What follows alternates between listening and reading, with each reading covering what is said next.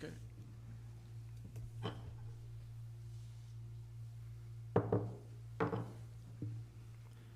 Special meeting, North Smithfield Town Council, July 5th, 2022. Madam Clerk, will you lead us in the prayer and the pledge, please?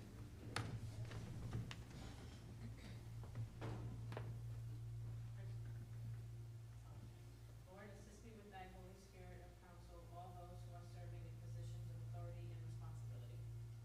I pledge allegiance to the flag of the United States of America and to the republic for which it stands, one nation, under God, indivisible, with liberty and justice for all. Roll call. Ms. Alves? Here. Mrs. O'Hara? Here. Mr. Vadenais? Here. Mr. Biragad?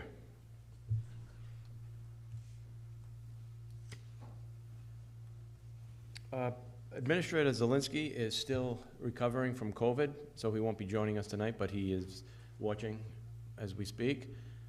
We wish him the best, and he should be back in action pretty soon. But I guess he's COVID-free at this time, but now he's just suffering the side effects from having to deal with that. Discussion by council vote of the action on adoption of amendment to Code of Ordinance, Chapter 6, Finance and Taxation, Article 1, Section 6-3.2, Veteran Tax Exemption. This will be read by title and typically would be explained by Mr. Zwolenski, but in his absence, Mr. Igliozzi, would you care to take care of that for us?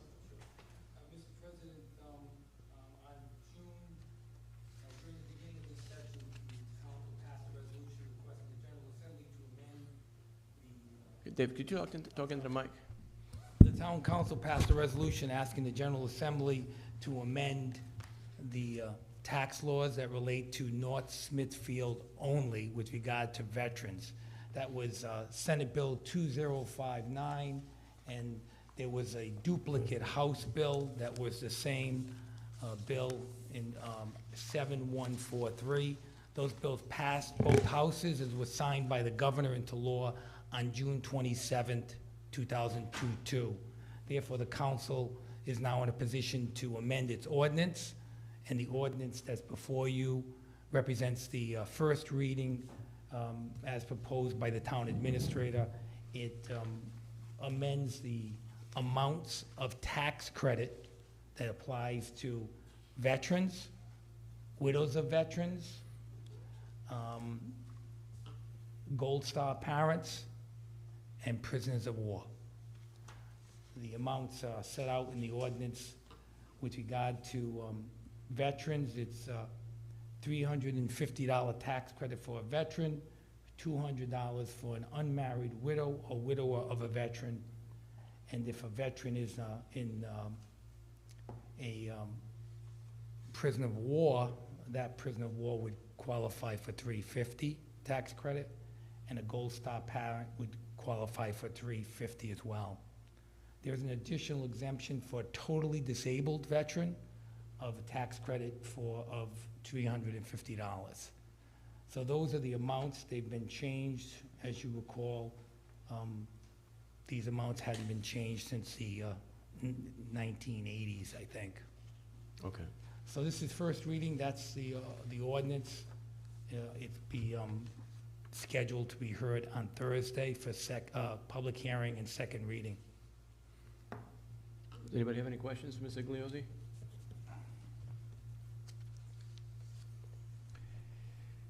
Let's make a motion to, accept the motion to accept the first reading and refer for the second reading on 7/7 for action to be taken on this ordinance. Mr. President, Ms. Vadenais? make a motion that we accept for first reading Chapter 6, Finance and Taxation, Article 1 in general, Section 6-3-2, Veterans Tax Exemption. Do we have a second? Second. Oh, 2 seconds. Any further discussion? Roll call, please. Ms. Alves? Yes. Mrs. O'Hara? Yes. Mr. Vadenais? Yes. Mr. Biragad? Yes.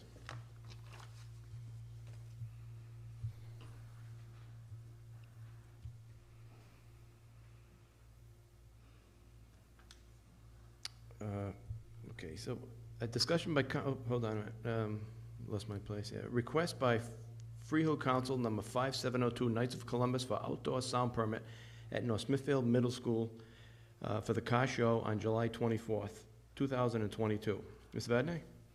You have my request before you, and I ask for approval. This is the 8th year that we do this. We have a motion for approval. Second, so moved. Is there a second? Second. Any discussion? And roll call, please. Ms. Alves? Yes. Mrs. O'Hara? Yes. Mr. Vadenais? I'll abstain. Mr. Biragad? Yes.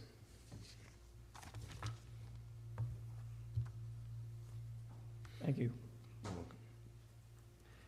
Discussion by council vote of the action on cleanup at 282 Quaker Highway. This is authorization of town administrator to reallocate funds to complete the cleanup, and 2, payment of the invoice number 545.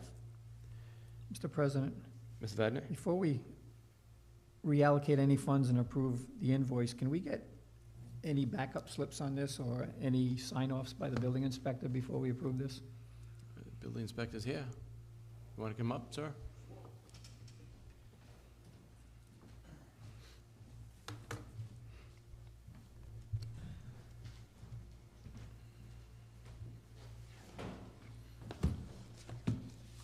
Good evening. Good.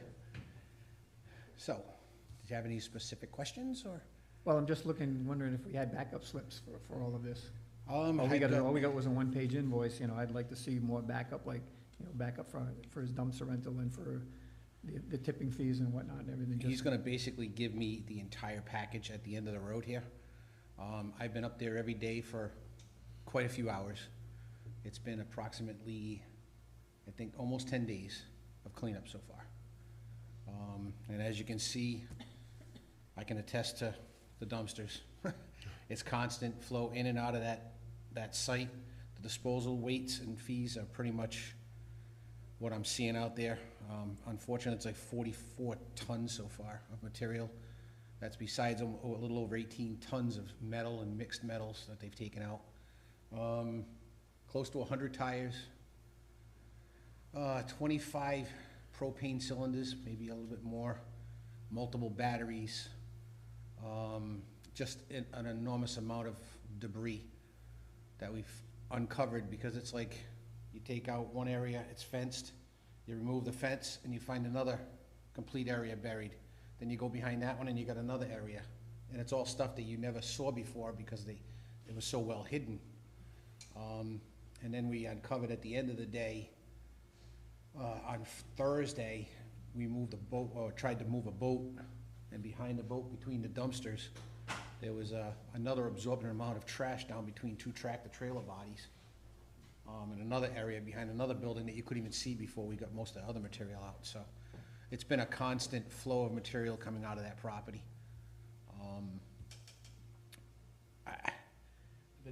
The town's going to be reimbursed for all these costs, correct? From the. It's basically gonna be a clean and lean type thing, where it's gonna get, the property has to get leaned, Correct. yes. Okay. Unfortunately, I don't think anybody knew how much was actually in there until we actually started digging through the property and seeing how much stuff, and that's not even going inside the buildings. This is just outside. Yeah, because and we around. can't go inside those trailers, because No. they're permitted. No. How's the owner been? A little combative. He gets a little angry, on some things that are being moved and other things that are disappearing, unfortunately, that he thinks are in very good condition, but a lot of it's equipment that's been outside for, 10, 15 years, no carburetors on them, water dumping into the motors. We've pulled out so many generators and mower decks and lawn mowers and wheelchairs and motorized cars and computers that have been outside for years. And every time we uncover stuff, of course, he sees it for the first time in a long time, and he's like, oh, that's where that is, So it's been a little bit of a rough road, but he finally agreed the other day to the guys and said, I can't even believe how much stuff I have. So he understands a little bit better now that we're keep digging through it, so. And we still have multiple piles on the property getting ready to put into dumpsters. and some metal, some wood. You know, fencing rotted everywhere. You know, it's just a shed falling down. So it's just one violation after another we keep coming across, unfortunately. I have a question to ask you. Yes. This is not the first time this has been brought up. You know, Mr. Vadenais, I remember going back. Is there any notes that the person in charge at that time actually walked that property to see how bad it was? Well, as you can see, this is the file on the property.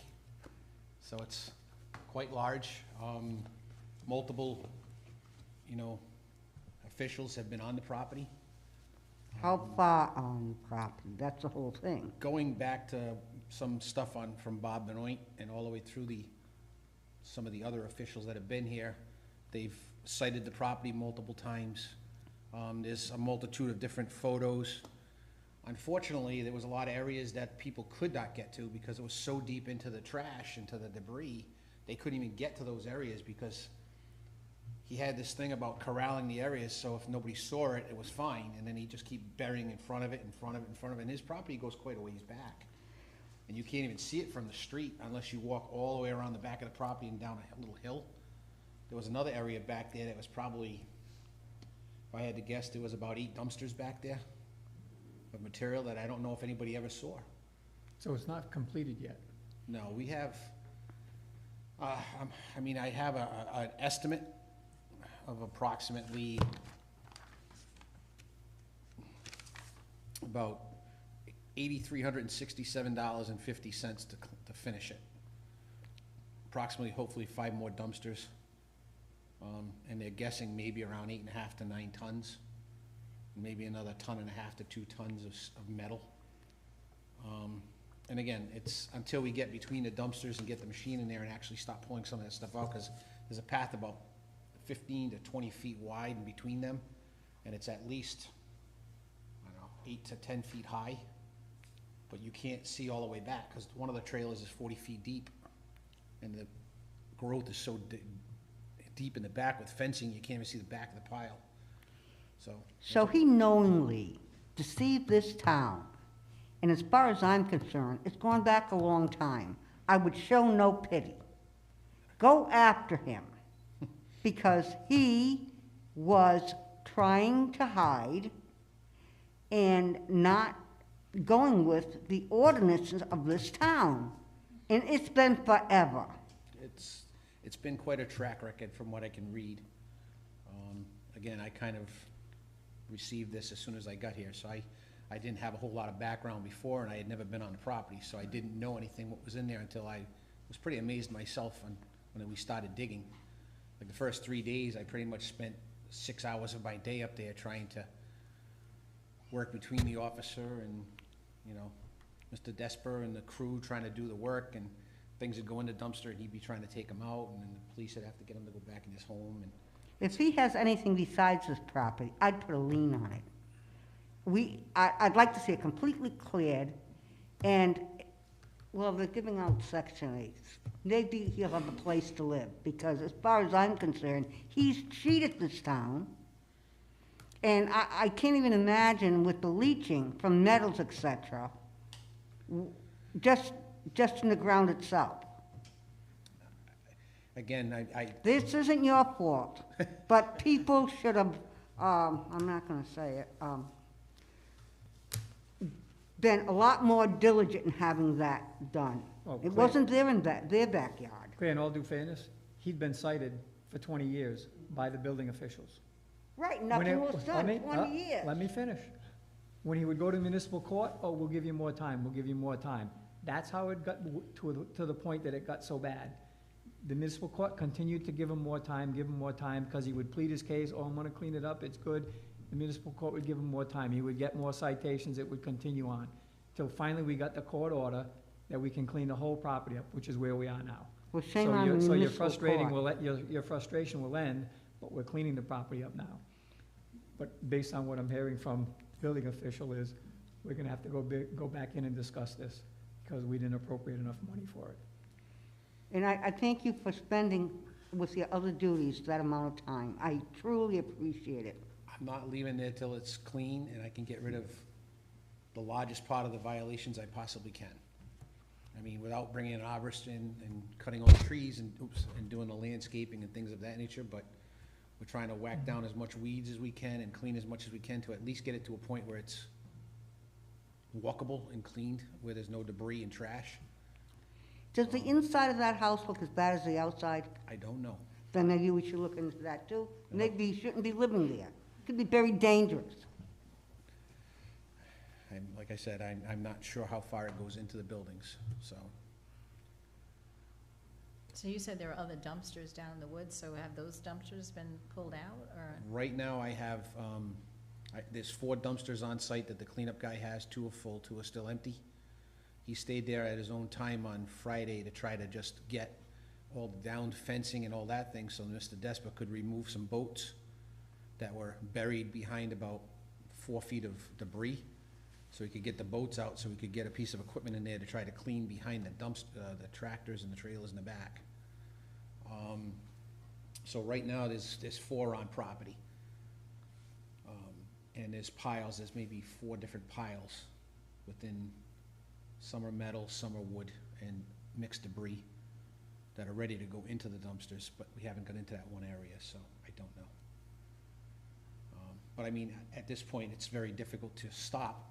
I can't just leave the piles, Oh, no, you keep know? going. I gotta keep going and I Keep gotta get going. it clean, so Absolutely. that's what I'm trying to do, is just get that property to a point. I'm gonna have the cars that I can get off the property, and there's a couple of really bad dilapidated boats that I'm gonna try to get removed. You know, he's had a couple of things registered since I've been there, so he did get them registered, so. And then I'm just gonna have him move everything into one location where it's neat and clean, the boats and whatnot, and then we'll try to monitor it from there, I guess, and hope the stuff that's in the buildings don't flow back out of the building. And his property is deemed residential, am I right? Um, That piece? I thought it was business highway or business neighbor, I'm not it's one of those, business highway, Yeah. right? Yeah, it's not residential. No. But, you know, in the past, I think some past officials may have, you know, told him to keep the stuff out of sight, out of mind, and I think he took that to a whole different, thing, so. Why, thank you for We'll do the best I can. well, first time, thank you. Maybe we should make this a national holiday or a week. Anyone else? With motion for approval of the invoice?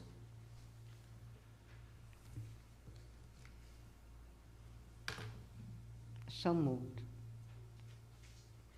Whatever hands in. It's gonna be invoice number 000545 to Mr. Joel Baxter in the amount of $49,204. $49,204. And that's not the final number. I'm gonna need to ask for a little extension. I was hoping not to, but Claire made the motion. Thank you. Do we have a second? Second, Any discussion? As long as we get backup eventually to yeah. verify it. When he's gonna seek final payment, before we give him final payment, I wanna make sure that everything is verified. We can verify it. And I'm not saying that you're not doing it.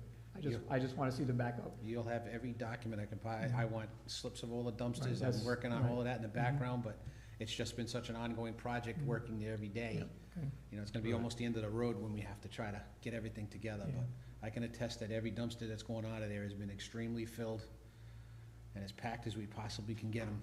First couple of days were hand loading, and we had 3 or 4 days of machines in there pushing, you know, he was pushing and packing and pushing and packing to try to save the dumpster fee. And he actually had his guys loading all of the dumpsters by hand with the metal. So this way here, he could actually sort the metal and save us on the weight, the tipping weights, because we weren't getting charged for the tipping Yeah. weights for the metal. Right. Just the dumpster fee. So he did an absorbent amount of work in there. You know, 3 to 4 guys every day hauling metal by hand, dragging it through the woods and out through the guy's yard into the dumpsters and packing it all into the dumpsters, cutting metal so it would fit in, big pipes, and so, you know, he did a lot of work to try to do it the right way. I gotta give him credit on that. Right. So, other than getting verification on it, as a board, we're gonna have to go back and revisit to Yeah. increase what we said we would spend on that. We did a unit price, though, didn't we, on that? No, we did a not to exceed. Oh, okay. Anything else? Roll call, please. Ms. Alves? Yes. Mrs. O'Hara? Yes. Mr. Vadenais? Yes. Mr. Biragad? Yes. Jerry, Andy, have you talked with the administration and with Cynthia about where we might be able to reallocate funds for this? I talked to Cynthia very briefly right before I came here. She was saying a couple possibilities we could, for the current year, the new budget we're in. She said we could potentially take some of the money from litigation, or it's also a possibility that we can look at last year's budget and reserve some of the funds for this. So those were two options that she came up with so far. Okay. David, we should be able to wait until we get final payment, and then we can just make them move one amount of money instead of keep trying to find it. Yeah, normally we bring to you the reserves all at once. Once the audit is pretty clear where things are gonna land, then we bring you the reserves. But we could do this, we choose to do reserves, we could do this separate and then do the rest of the reserves later. So you have this to pay now. Okay. Because eventually, we pay it, and then there's a placeholder for it, because we know it's gonna come back. Yep. It's spent, but it's gonna get reimbursed. We just don't know when. Right. So we could reserve, when they bring the final bill, we could bring the reserve proposal to you guys at the same meeting. Okay.